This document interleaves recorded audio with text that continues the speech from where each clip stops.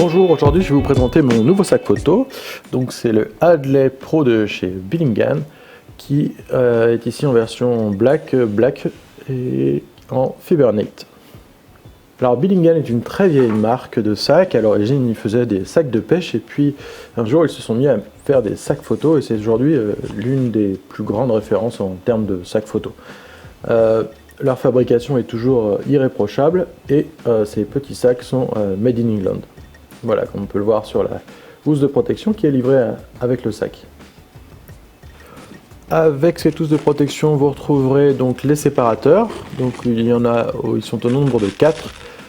Deux grands comme celui-ci qui couvrent l'intégralité de la hauteur du sac. Et puis deux plus petits qui vont vous permettre de créer des séparations pour les petits objectifs. Si ça ne vous suffit pas, vous pourrez retrouver ces séparateurs dans les accessoires de chez Billingham.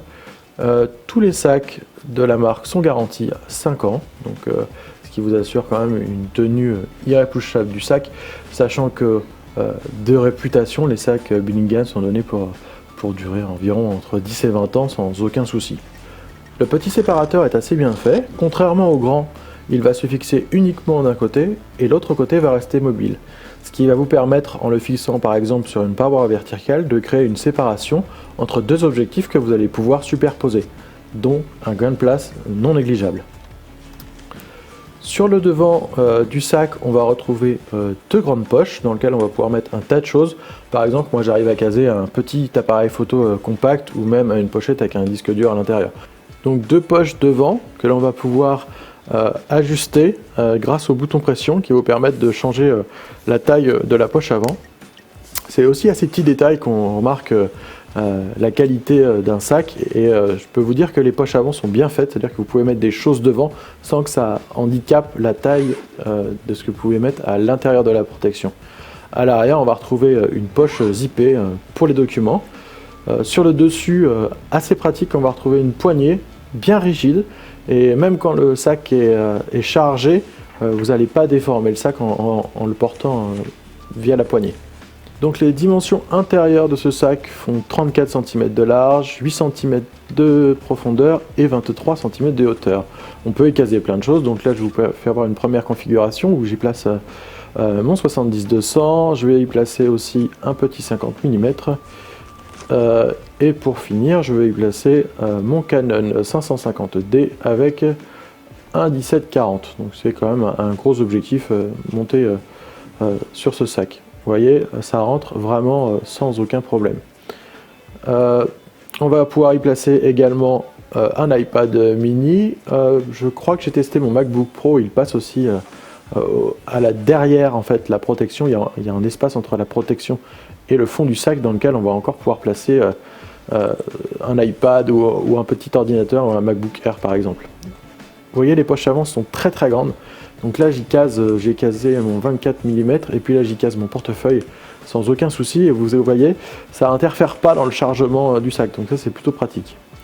Les fermetures de sac sont assez sympas, c'est des fermetures en cuir, juste avec un petit, voilà, une petite encoche dans le cuir, on baisse et la tâche est faite.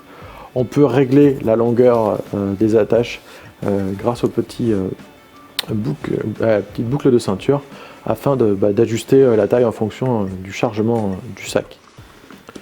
Voilà, on va essayer une configuration différente. Donc je vais enlever le gros zoom et puis je vais vous faire voir qu'à la place du gros zoom, on va pouvoir superposer deux objectifs grâce à la petite séparation ingénieuse.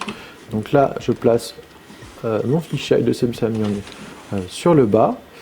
Et puis je rabats ici la séparation et donc je vais pouvoir y caser mon 50 mm. Donc ça c'est très pratique, ça vous permet finalement d'emmener deux objectifs l'un sur l'autre sans les entrechoquer et sans les abîmer. Sur la petite séparation ici, je vais pouvoir y mettre par exemple mon vieux Canon AE1 que j'ai acheté il n'y a pas longtemps, que je vous présenterai j'espère bientôt. Et puis j'ai toujours la place d'y caser mon Canon 550D avec son 17-40. Donc vous voyez, un encombrement de sac minimum, donc en tout et pour tout il fait à peine 35 cm de large pour 28 cm de haut. On y casse quand même ici donc deux boîtiers, un 17-40, un 8 mm de chez Samyang et un 50 mm dans un espace très restreint. C'est assez confortable. Voilà, je vide le sac rapidement et puis je vais vous faire voir que tous les sacs Billingham sont faits ainsi et c'est bien fait. On peut retirer la partie photo de tous les sacs. Alors, deux avantages à ça. Le premier, c'est que si votre compartiment photo s'abîme avec le temps à force de forcer les choses, et ben vous pourrez le changer et commander pour environ 80 € chez Billingham.